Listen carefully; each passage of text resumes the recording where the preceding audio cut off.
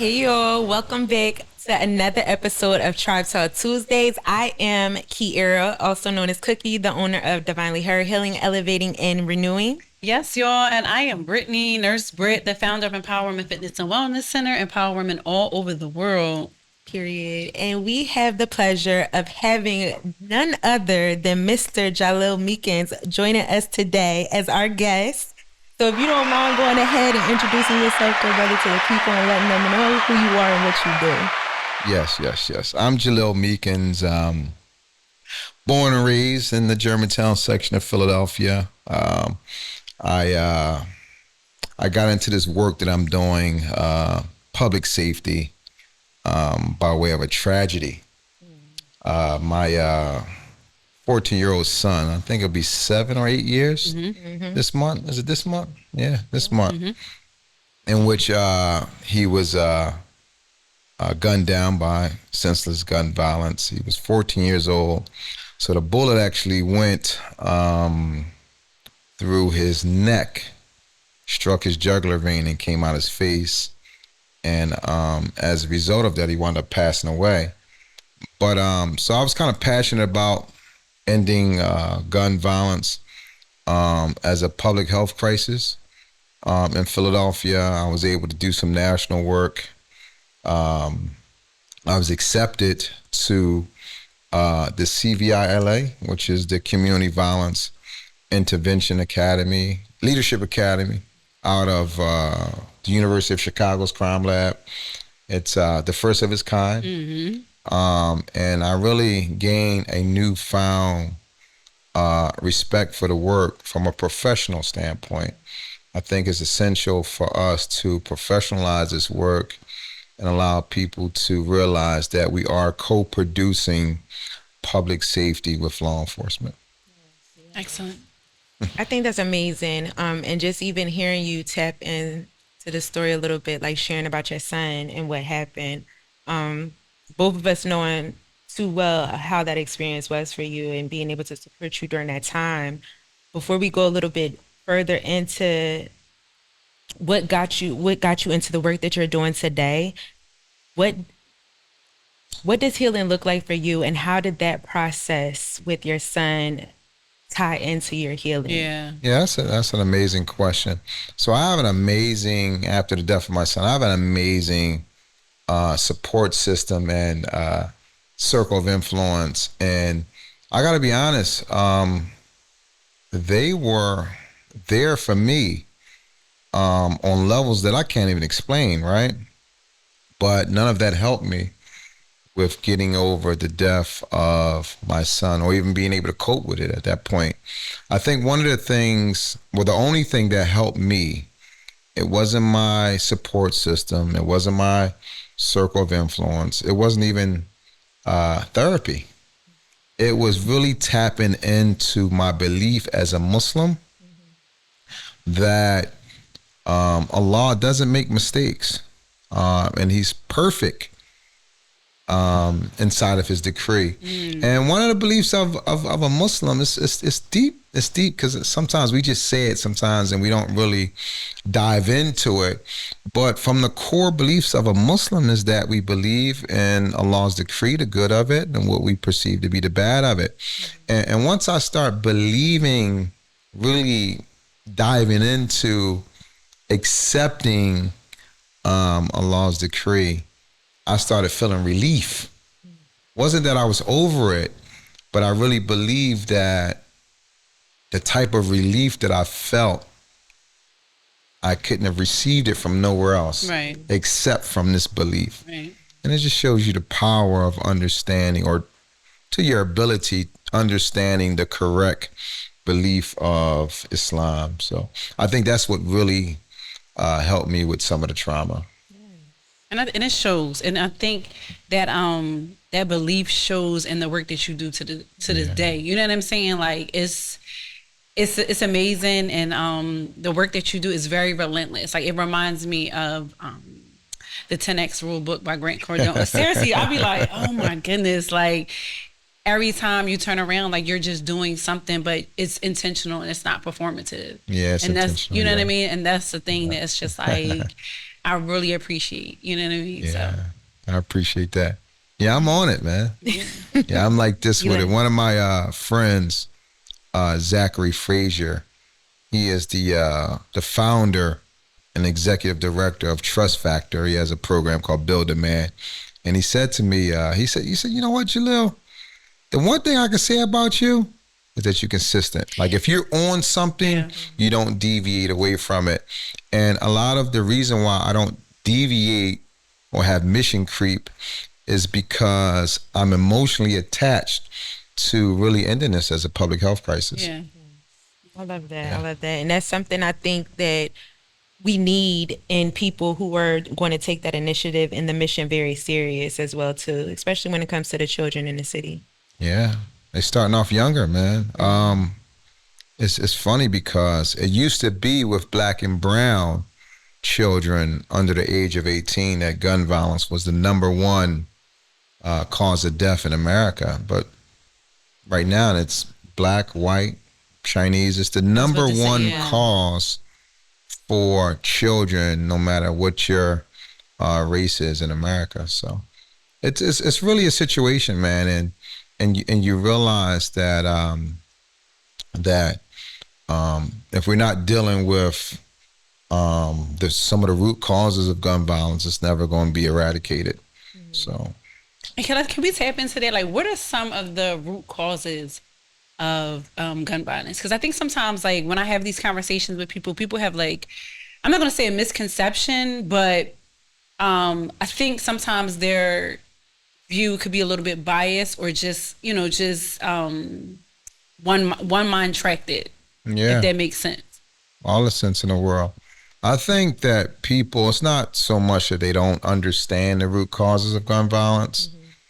I think that people look at it from a lens of how they were brought up or their personal experiences. But everyone knows that education or lack of is from the root causes. Everybody knows that. Finances, economics, if you look at redlining, it's all this stuff is deliberate. Everything that is at the root causes of violence in America, it was all deliberate. Yeah. It's not something that happened. It's something that happened because people wanted it to happen.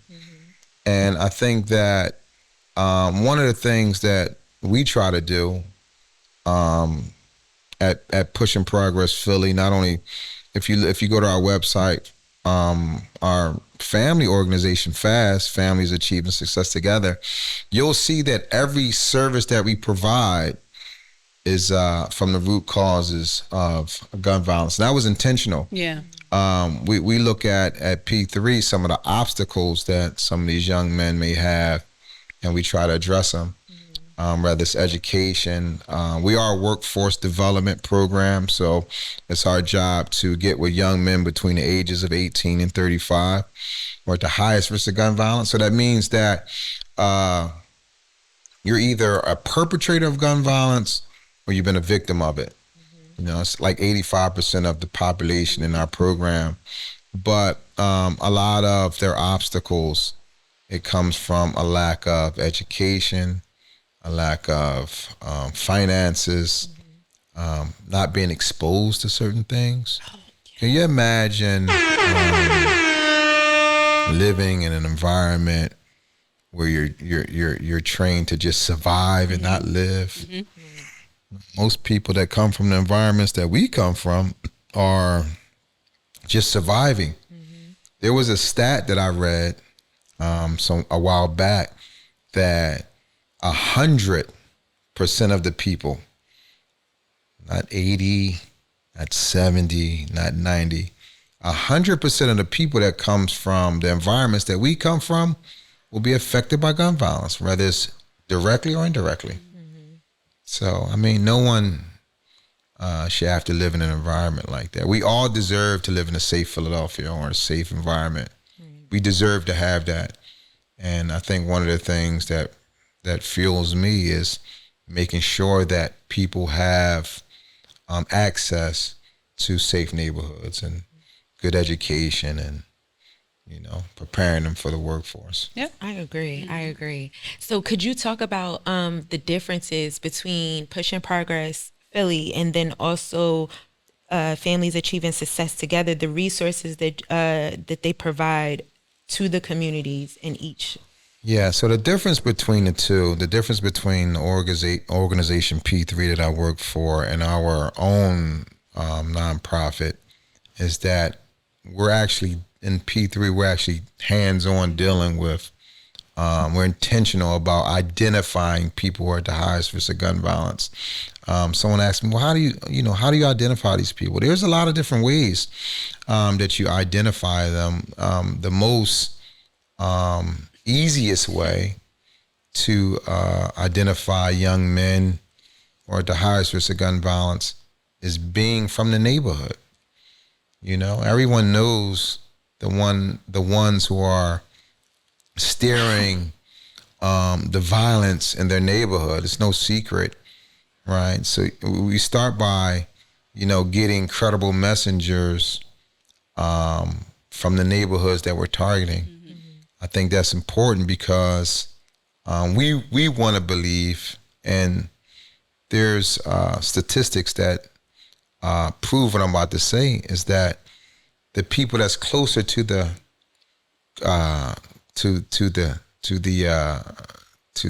issue is the ones that are closer to the solution.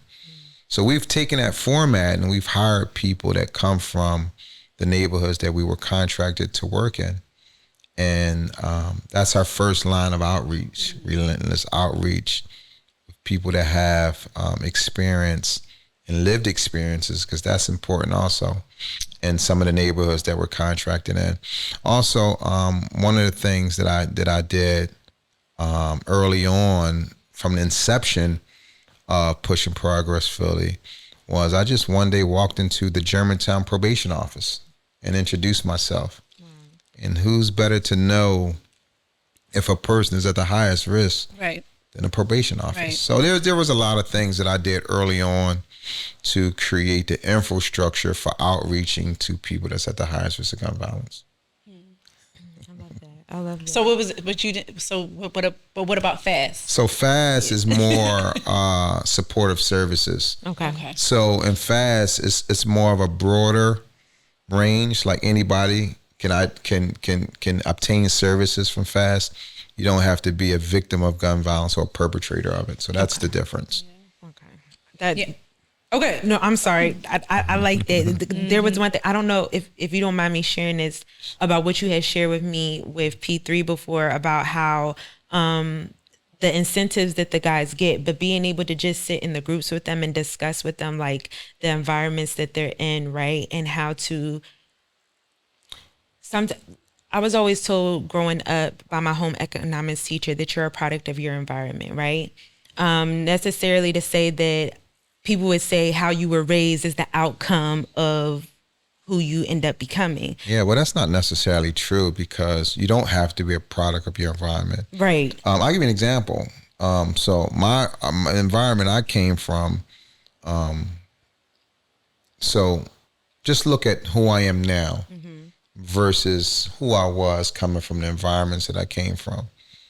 I'm not a product of the environment, but I do believe that the environment has made me who I am today. Right. I guess people might say that don't make sense, but everything that's ever happened to you has created who you are today, and has brought us to this moment right here.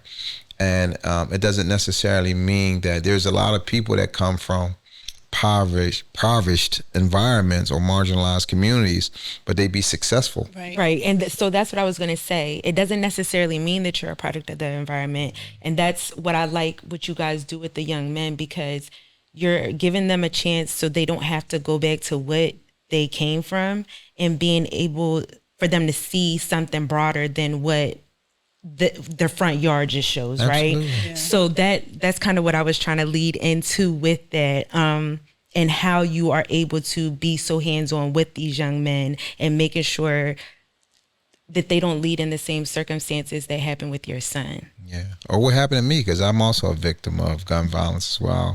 I'm a gunshot survivor. So So one of the things that I do, I don't relate to them from my past. I very seldom talk about that. What I try to do is I try to create the trust by way of relating to them where they want to be. So that's one of the things that we do at Pushing Progress, Phil. That's one of the things that we do at FAST is that I try to identify and help them identify, rather, I should say, what it is you want to get out of life. What are your goals?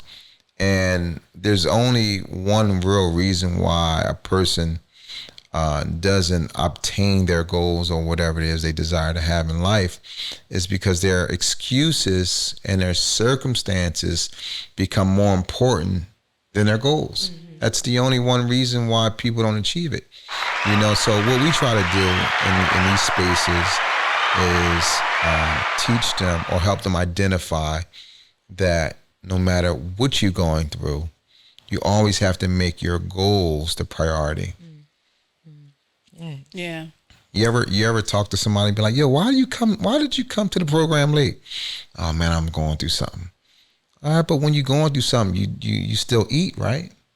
When you're going through something, you still breathe, right? Yeah, you still show up. You still drink water, right? So you got to put your goals up there with breathing, drinking, and eating, or you'll never achieve them on the level that you want to achieve them on, or you're always going to make an excuse. No, that's understood. I agree with that whole thing. I like that. I think that's one of our main ingredients. I'm not going to say secret because we're giving this information out. We want people to know that we want to enroll everybody into the fact that you have the ability to be a change maker. I think sometimes, people don't feel that they have the ability to do so, but we believe that in order to eradicate this as a public health crisis, it's going to take everybody in community. Yeah, I just was having this conversation. I was on the phone for 2 hours yesterday having this conversation, and we were talking about that it has to be like a collective effort. You know what I mean? And we have to address like you said, like ecosystem. Exactly, and address those root causes. And I think sometimes we're forgetting about that. Like we're forgetting about the root causes of these issues. And like you said, that's why I asked you. You know what I mean? Like what is the root cause? Because we just had this conversation, and what you said is what I said, and what they said was not that. You know what I mean? Yeah. And I'm like, the main thing is exposure. So let me just say this. Some argue that you can actually stop or interrupt violence without addressing the root causes. How? What do I mean by that? Yeah. Is that we know that with the current climate that people are in a rush to deal with the root causes of gun violence. They're not in a rush. They're not in a rush to fix poverty. Oh yeah. Right? They're not in a rush to get us out of the deficit. Right? They're not in a rush to fix education. They're not in a rush to do it. Right? But some argue that you're able to interrupt violence without necessarily addressing the root causes. For example, when you look at violence, regardless what the media may say, regardless of what people may think, is that it's only about 2% of the city or less. It's not the overall masses of the city. And it's really a mindset. Violence is really a mindset. I'll give you an example. I agree. There's a person that may have never been convicted of a violent crime, right? But if you cut that person off, they're going to have road rage. Like, why is that? It's the environment. It's the circumstances inside of the environment that's making people want to react like that. It's a mindset, right? You cut a person off, they follow you to the next light, cussing you out, and then boom, it's a clash. Somebody gets killed. So would you say... So most violence isn't beefs. Yeah. Yeah, most violence isn't beefs, There's a lot of things that go inside of gun violence. It's suicides. What's on the rise? Domestic violence is at an all-time high right now in America. We just had an incident where in South Philly, the man had 2 kids by the woman. For whatever reason, shot her 11 times. And they were only married for like 4 months. Well, husband and wife, I didn't even know that, So when you look at it from that perspective, it's more like those incidents than it is me and you having a beef and I'm looking for you and it's on site. So right. So and we talked about that also, right? Where it was like, okay, so we need to introduce emotional regulation. No, without a doubt. You get what I'm saying? Because I agree. Like, I'm glad that you said that because it even like changed my lens from a perspective. Like, okay, all right, cool. Maybe not the root causes, but emotional regulation. Because if we can emotionally regulate, we won't have road rage. You know what I mean? We won't have that class because when we look at, like you said, like what beef are our youth having? It's more about he say, she say, which is a form of emotion. It's about how you react to things. Exactly. That's like, and it's the lack of. Yeah, it's like, somebody, again, I'll use this example, road rage, somebody ride past, cut you, or you may ride past and cut somebody off by accident. It happens. And, my fault, and they give you the finger. Right. Right? They give you the finger. Now, it's one or two things you can do. You could give it to them back, or you can just, make the left and go on about your day, and you never see that person again. Because in reality, we put the meaning on what people do. Landmark? We put the meaning on what people do. So the reality of it is when you look in the mirror, and we know what the finger stands for. When you look in the mirror, when you really look in the mirror, do you see that? No. Okay. I see what you did there. That's a mindset. I see what you did there. I like that. It is a mindset, but we have to address that.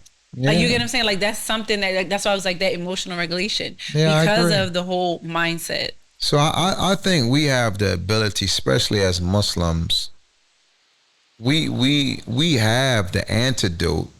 I think what we have to do is bring the dawah, bring the call to real pure Islam to the streets. Like, we really have to be intentional. There are a lot of efforts in the city around that, but I don't think that we're working to capacity. I really believe that if we be intentional about it and we really do it on a consistent basis every day, religious outreach, you'll see a dramatic change in society. So how do you do religious outreach to non-Muslims? Yeah. Like, you get what I'm saying? Like, how would that benefit the non-Muslim? Of course, you want to call them to the dawah, but... Yeah, so I don't know about you two young ladies, but I wasn't born Muslim. So someone called me as a non-Muslim to Islam. And it was a law that made my heart accept that, right? Right. So I think that even look at some of the numbers that we had in Ramadan. We had maybe over 500 people accept Islam in just those 29 or 30 days in Ramadan. Because we're intentional. For some reason, we just seem like we're more intentional in the holy month of Ramadan, and that's for a lot of different reasons. Obviously, in Ramadan, your faith is at an all-time high. You want people to experience that, what you're experiencing, right? So you call them to that. You enroll people into that. But I think that what if every month can be like Ramadan? What if we are intentional about, really calling people to what's right? This religion saved our life. Yeah. Sure did. You know what I mean? If it didn't, if it didn't save your life, then we wouldn't be in this space, right? So I think that we just have to be more intentional about it, because in reality, the only thing that's going to eradicate this sickness, because gun violence is a sickness, right? Is introducing people to who Allah is and who His messenger, peace and blessings be upon Him is. That's the only way. This is a war of the soul. Yeah. The stuff that's going on, going to people's graves and digging them up, that's not normal. Yeah. This is the devil's work. And if you think you're going to fight the devil, without a law in your corner, you got Yeah. another thing coming. Yeah, That's I a whole agree. mental illness. Yeah. And even like hearing like of course emotional regulation is needed, but I wanted to piggyback off of something that you had said earlier in the group chat, right? About the post with the guns. Yeah. And so I wholeheartedly agree that the guns are the reason why the violence is the way that it is, right? But at the end of the day, what I wanted to ask is like, what should people do to protect themselves then in cases of like, especially when it comes to gun violence? Like, should we not protect our homes? Of course, absolutely. Let me give you a let me answer that with a question. This is a fact I'm about to tell you. America has more guns than people. We are the most heavily armed populated country in the world. But are we the safest? No. That's my case. Having more guns doesn't make a place more safe. Right. If that was the case, America would be the safest country in the world. Right.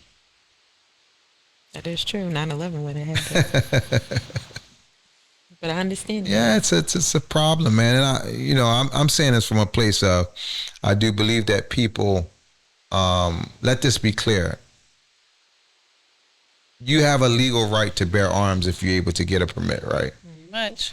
But you also have the right to lock that joint up too. Be responsible. You know, you got to be responsible. That's just the highlighting point. And the more guns that you have access to, a higher risk for what? Suicide. Higher risk of accidental shootings. You know, also people are have a different mind frame when they strapped Yeah. Yeah. versus when they're just. When they're not, yeah. You're more likely to talk it out if you don't got no weapon. Yeah. Yeah. Yeah. You know, You so feel all big that and bad. stuff. I mean, if you have access to a weapon in your house, you're 5 times more likely to commit suicide. Wow. Wow.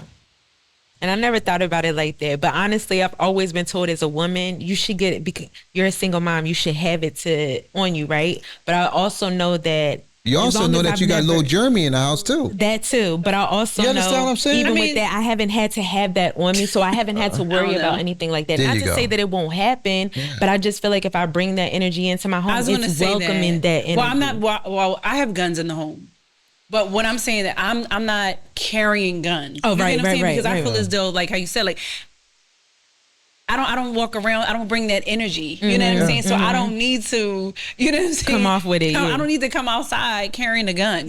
You know Well, what I you mean? tough without a gun, so. But I'm just saying. But you know, I'm just saying. Yeah. Right, You know what I right. mean? Because I was taught too, like growing up. And with my dad, like, oh yes, like we should have, you know what I mean, to protect yourself. But I don't feel as though I need to walk around, you know, carrying guns. Right, like right. I just don't, because I don't want to attract that energy, and I don't want to give off that energy. You know what I mean? I don't want to get off that, like, oh yeah, I got, you know what I mean? Yeah, No. yeah. No, I'm gonna bow out. I'm gonna get the white flag every time. So let me You just know? say this again. I'm not opposed to a person having a gun or carrying a gun if they're able to do Right. so legally. But what I will say is that you just have to be responsible. Yeah. You know, Understood. and a lot of us aren't responsible. Right. That's just a fact. Yeah, that's People have guns and they're not locking them up. There's no gun locks. You have minors in the house. Minors snoop. I know when I was a kid, I snooped. Yeah. That is You know what I true. mean? Yeah. That So is so just true. imagine if I snooped in my mom's closet and I found a gun. I mean, it's no telling, what I would have A done. mom from North Philly was just arrested today, I believe, because her 2-year-old was shot, and they found out that another child in the home actually discharged the gun. So she got arrested because it belonged to So her. my point exactly. Yeah. It's like, My point exactly. but So- even with that, like I remember I went to like Nora Starr has like a gun training. Like she has a store too. You know what I mean? Yeah. But she teaches you these things. You know what I mean? So that's another thing too. It's like, all right, okay, that's fine. You want to get a gun? Okay, all right, let's learn about the safety of the gun. Yes. That's part of being responsible. And even that, even though you might be licensed to carry, it's still called. You have to get insurance, Right. Because even though you like shoot somebody, they're still gonna come lock you up. Mm-hmm. You know what I mean? Sue you have probably. to, like you have to go. It's a process. So understanding and knowing those things with purchasing these guns, it's like people don't even know how to shoot and they're carrying guns. Right, right. But I think that's I good totally too. I understand. like her Yeah, because like, she teaches the kids as well she too does. how to have She safe gun does. practices Yeah. and learn how to shoot. I think it should be a condition Yes. for gun owners to go to some type of safety Training. training. Yeah. Yeah, I agree. I think that's just being responsible. But I just think that I can't say me because I don't own a gun, but people that own guns, I think these are the conversations that you need to start having. Yeah. You know. No, I agree. And even when I was asking you about the question, I didn't even watch the video. But when I saw the interaction, I thought I wanted to ask the question. I was like, I'm going to wait. Because I thought that was a good question to ask, though. I just know how when you got other people around, it could lead into other things. So I was just like, I'm going to just wait to ask. So, yeah, man, people got to be responsible, man. Yeah, I totally You have the agree. right to bear arms, but you also have the right to be responsible. Yeah. Yeah. I know, I definitely agree with that. And I think that people should be fined. Like if you're not responsible for your weapon, yeah. Like if your child gets locked up with your weapon or discharges your weapon and a legal weapon, I think you should be stripped of your license and you should be fined with the possibility of jail time, depending on the circumstances. because you're putting other people at risk then. You're not being mindful of the casualties that can come with that. Yeah. So, I definitely agree. Something to think about. I definitely agree. Yeah. So what can we look forward to? I mean, not giving everything away, but what can we look forward to like coming up in the next 6 months with P3 and Fast? So Keep the streets, bro. I'm tired of you. I'm so tired of you right now. I think with P3, I think there's a lot of things that we can go with P3. I think more collaboration with other organizations. We looked at one of the things that we were able to do at the inception of P3 was look at other organizations that were doing work, and we realized that there are a lot of organizations that's doing great work, but they weren't working at capacity because they were working in silos. For whatever reason, organizations just weren't really working together. And I said to myself, man, I will work with anybody who's doing the work, has integrity around it, and willing to work with me. So one of the things that we done was we worked with other organizations like PAN, Philadelphia Anti-Violence, Anti-Drug Network. We worked with, you guys met Dion Sumter through all me. That. And Dion, he's since been promoted since you guys last met him to deputy director. I seen his for all violence, non-enforcement, violence prevention efforts that the city is over. So that's huge because Dion's only about 35, 36. And he also has a twin brother who's a cop who just got promoted to sergeant. Wow. So you're getting it from a non-enforcement perspective, and you're also getting it from a law enforcement perspective. So I think he's in a unique situation. I think that we need to support people like him, and in supporting him is also collaborating with him. So one of the organizations or the groups that he was over at the time was GVI, Group Violence Intervention. It has now expanded from some of the work that he's done to GVIJ. They have initiated and got funding for a juvenile diversion program. Because let them know that your program is only referral. Like, people can't just apply. That's another thing too. Like, it's a referral program. It's a referral process. Right. It's so there's a lot of organizations like Cure Violence. We've created a partnership with them now. They're out of Temple University. Eddie's House, who has a CCIP program. It's similar to what PAN is doing, Community Crisis Intervention Program. There's a lot of organizations doing great work. So we realized that in order to work to capacity, we had to create relationships with other organizations, and it's been working out, man. So I think just looking at more capacity building with P3. As for FAST, we're really trying to scale up. One of the things that we've been intentional about with FAST is educating people around violence prevention. We're starting these CVI, community violence intervention learning labs, where we get all the organizations, mostly frontline CVI practitioners, and we bring in other people to actually educate them on the work. You know what I mean? That's dope. Yep. I like that. Yeah. So it's more educational with FAST. Okay. Yep. I like that. So is it educational for other organizations that come? Absolutely. Yeah. So it's actually helping Other organizations. scale up. One of the things you can look for FAST is we're going to do a learning lab around policy. So we'll so we'll teach other organizations how to create their story when it comes to policymakers and funders.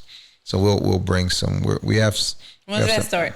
So we got to figure it out. We got to. Okay. So right now we're working on the funding for it, and if possible, we have some big time people that we want to bring in. One of the people, Greg, if you're listening, Greg Jackson, who was the first deputy director for the Office of Violence Prevention for the White House. And he's someone that I spent some time with, a lot of time. I actually spent 5 months with Greg when I was in the CVI LA Leadership Academy. He's black. I just see black. he's You should follow him, I do Greg follow him. Jackson. I Greg think it's Jackson. Action Jackson on Instagram. yeah, he just had like a I follow. I just seen him. So I'm gonna send it to you. 'Cause Greg has been he's been working real close with Quavo.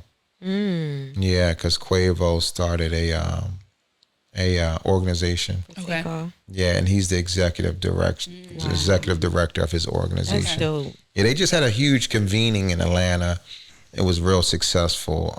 Several of my cohort members from the Community Violence Intervention Leadership Academy actually spoke on the forum, so that was dope as well. Yeah. He had like a Zoom. So Greg, if you're listening, Philly baby. Yeah. Yes, I love I this. just see him. Yeah, like I said, he's like a Zoom coming up. Yeah, he's active. He's doing a lot of great work. To be honest, I don't know anyone. There's probably others, but I haven't met anyone who can articulate policy from a grassroots perspective like Greg Jackson. I like that. Okay. I'm gonna follow Mr. Greg Jackson. Yeah. Action Jackson. You said Action Jackson, so I'm thinking I seen that name before, so I'm thinking I already may follow him, but I'm gonna have to look and see. Yeah. That's dope. He's That's amazing. dope. Yeah, he's amazing. Okay. And if people wanted to follow you, and follow your business pages on social media. Yeah, so FAST is the FAST Foundation, at the FAST Foundation. My personal Instagram is GQ24Fit. And if you want to follow some of the things that we're doing at Push in Progress Philly, it's at Push in Progress Philly. Period. Okay. And what is one thing that you could share with the audience from out of everything, like all your life experience of what you're currently doing now, to like motivate them, for people who could be in the inner city and maybe dealing with the things that we spoke about today? What's one thing that you could tell them to motivate them now to look forward towards a brighter future beyond what they see right now? Yeah. So gun violence, the numbers are trending in the right direction, regardless of what the media is saying. Yeah. We are at a historical low in Philadelphia.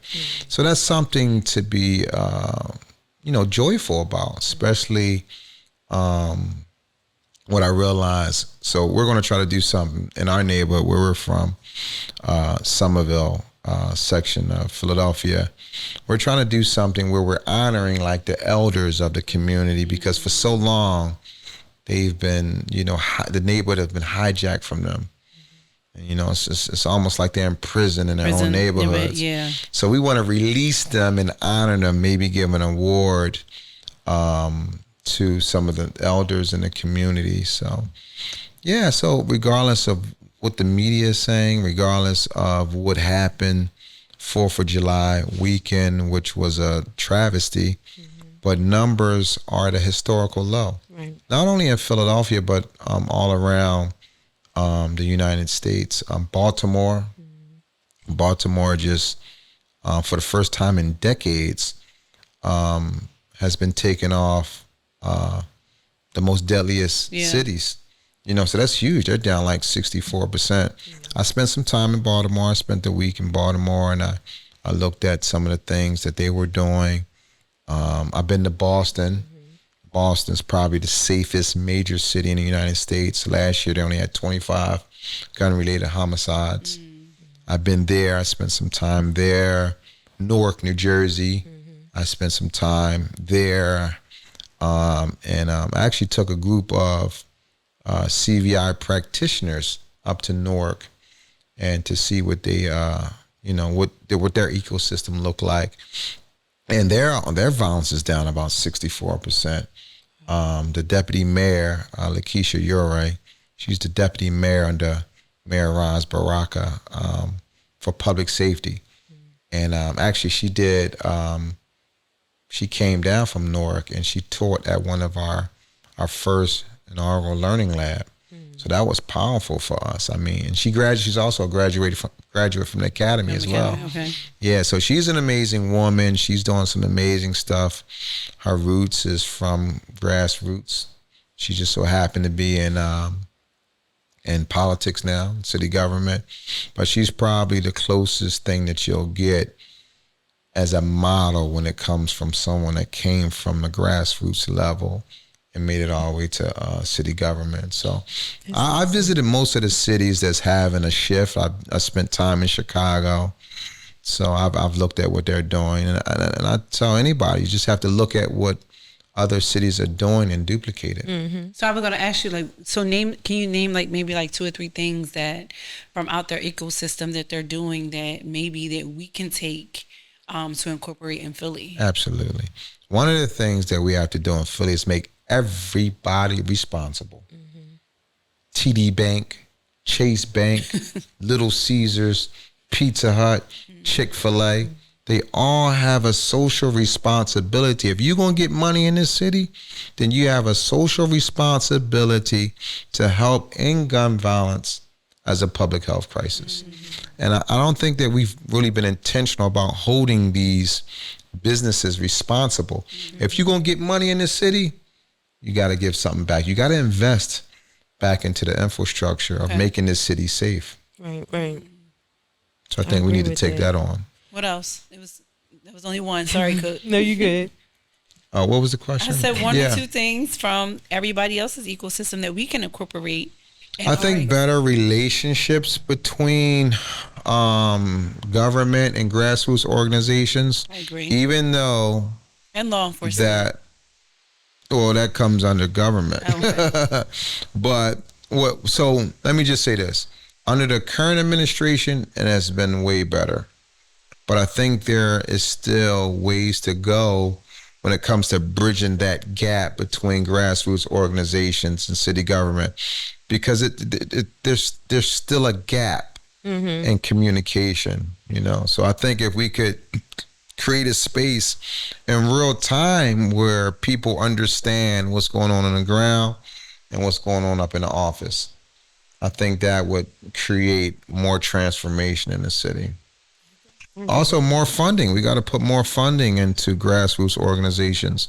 We have to create a system that, one, makes all these organizations work together. So one of the things that I realized in Newark, New Jersey, is that every organization that they fund pretty much work together.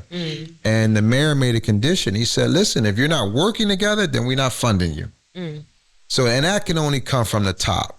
That can only come from the top. I mean, we can say it and we can preach it, but until the people that actually have the ability to stop the funding say it, then it's always going to be a problem. So I think we could be more intentional about making people work together. Right, right. Like that. And you mentioned in Baltimore, I actually want to shout out the mayor of Baltimore because I seen like he's getting and great, the governor, Westmoreland, Maryland. yeah, he's the getting governor. great They got a acknowledgement progressive governor as well. how he's changing everything around with the violence that is going on in Baltimore, and also making the relationships better with the community as well too. And I think that that's very important, especially with him being a black mayor. Yeah, a young black mayor. He's like in his 40s. Yeah.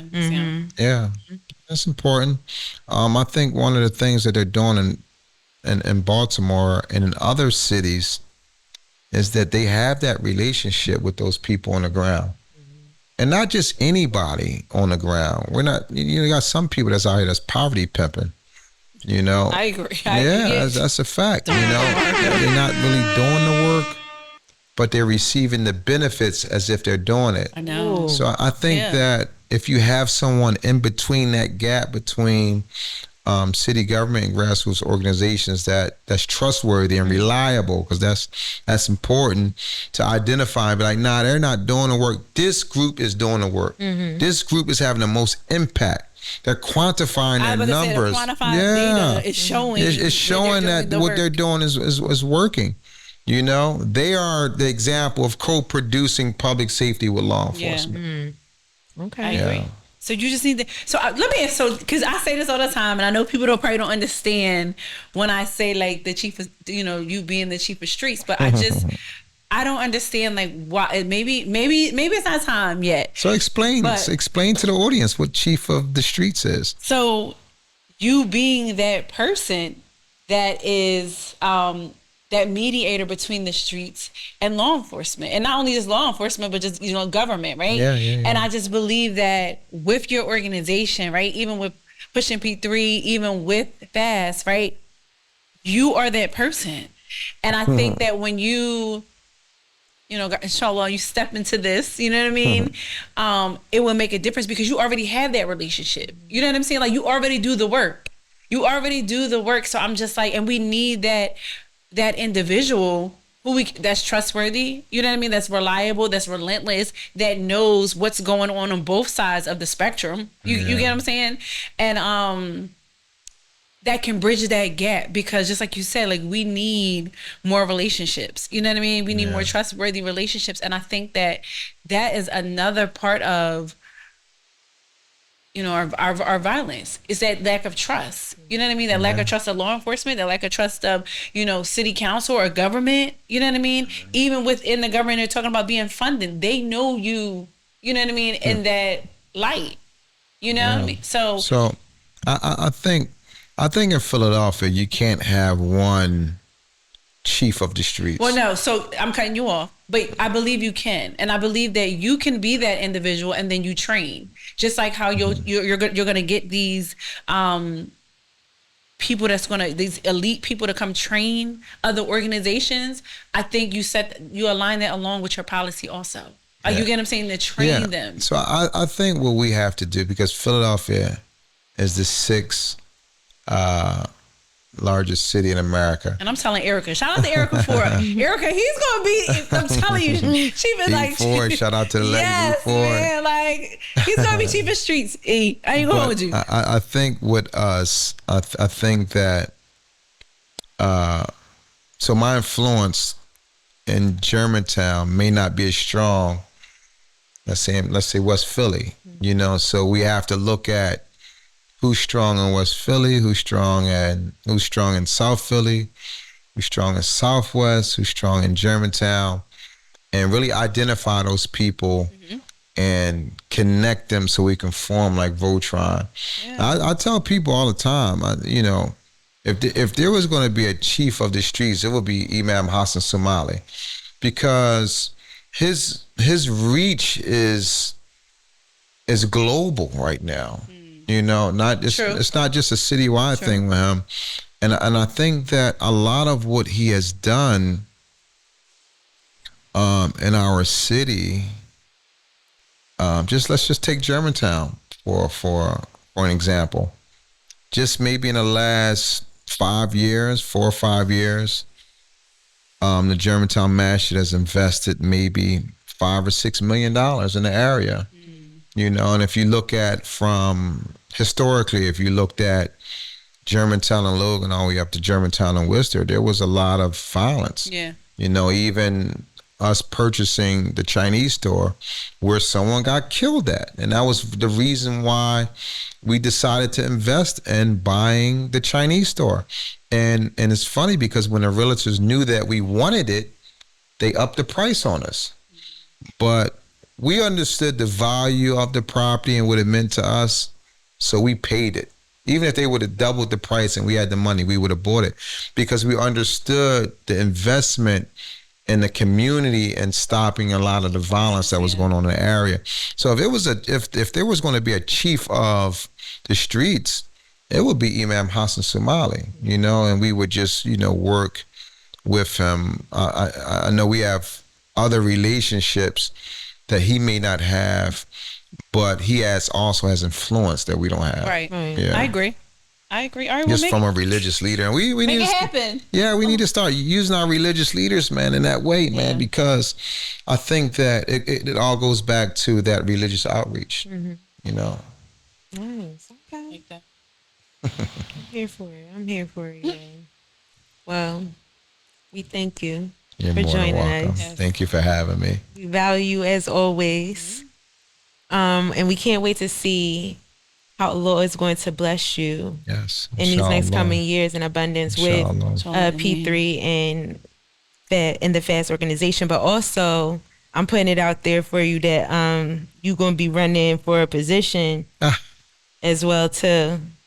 You know. Let's see what that Mayor. looks like. I was Mayor. about to say. See what that looks like. We have a great mayor, man, and I think that you know, let me just end with this.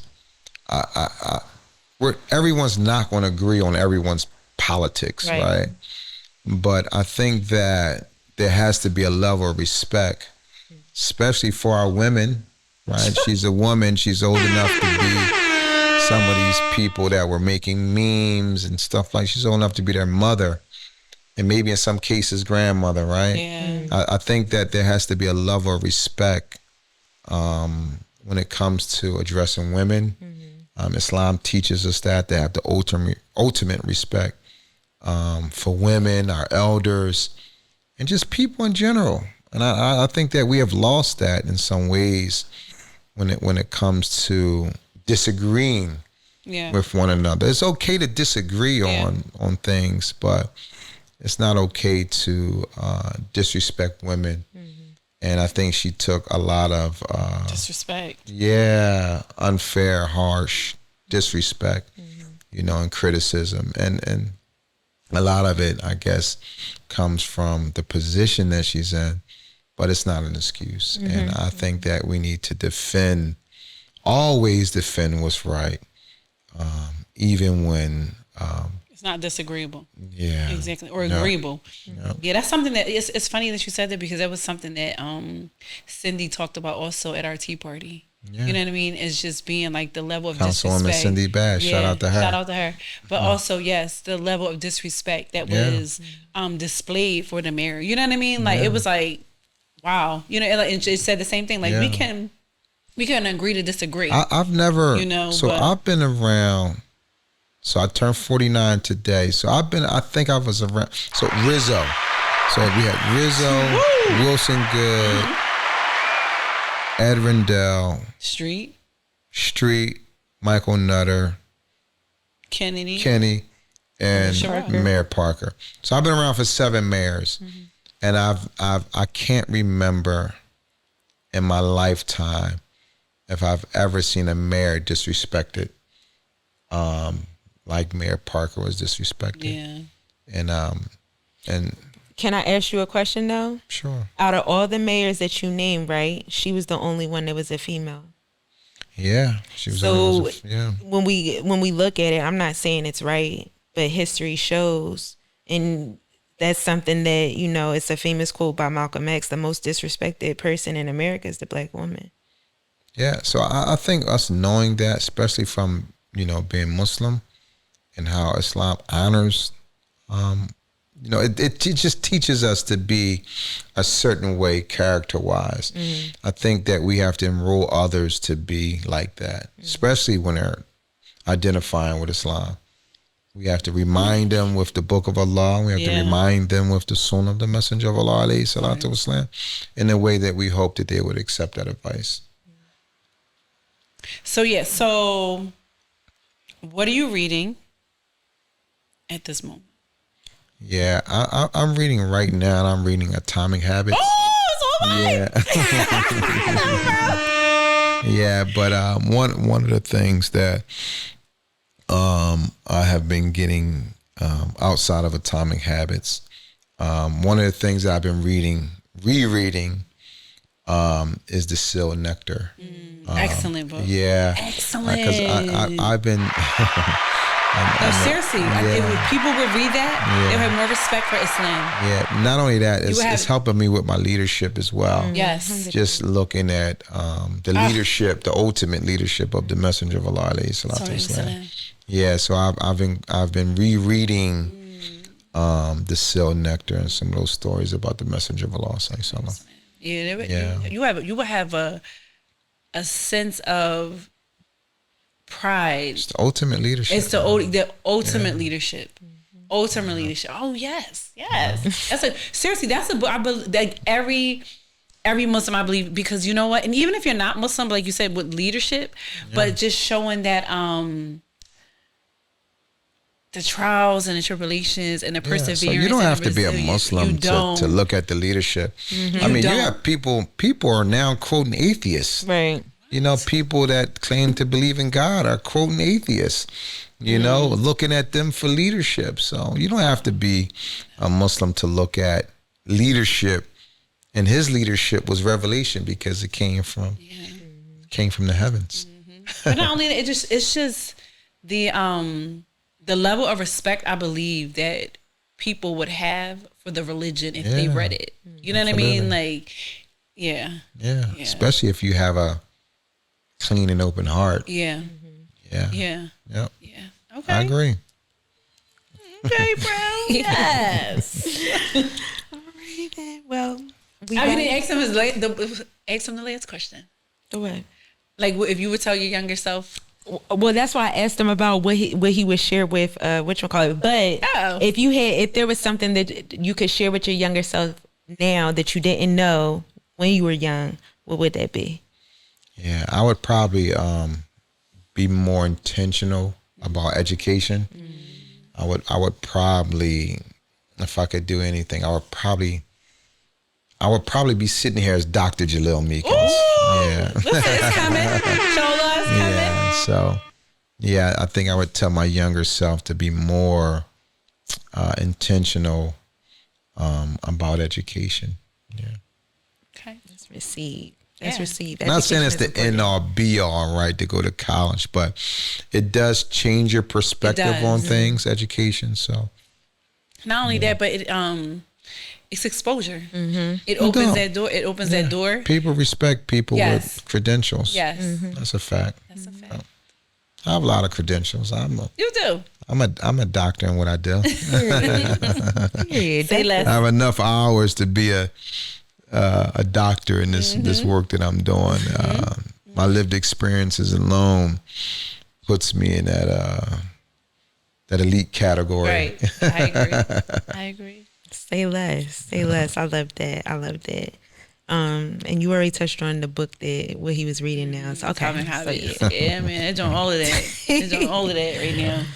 Well, we thank you again. We value you, good brother, for being on here with us and taking the time out on this night to be with us. Yes. And it should 49 today too. 49 today, man. Allah bless me to live 49 years. I'm actually grateful for that. I wake up every day, man. Thanking Allah for allowing me to wake up. This is obviously no different from yesterday. At 49, I was 40 years yesterday. I still feel the same, right? But I wake up every morning thanking Allah for really blessing me. And I think that I'm in a unique situation when it comes to some of the work that I'm doing and some of the impacts that I've been able to have, not only in the community that I grew up in, but also just in Philadelphia as a whole. Exactly. So, And not only blessed. like not only just in Philly, but in other cities too. So don't do that. Don't minimize we blessed, it. man. We blessed, Yeah. man. You know, Yeah. I'm just humble and grateful, man. I'm a humble, grateful servant of Allah the Most High, man, because there's a lot of people that want to trade places with me. You know, a lot of people behind bars, a lot of people that didn't wake up this morning. Yeah. Yeah. So I'm favored. Yes. Very much. Yeah. Say that. With that being said, y'all, thank you for tuning in for another conversation on Trap Talk Tuesdays. We will catch y'all next week for another episode. And make sure y'all go follow Mr. GQ 24 Fit on Instagram, The Fast Organization, and Pushing Progress Philly. Exactly. Yes. Y'all, peace out. Peace out, y'all.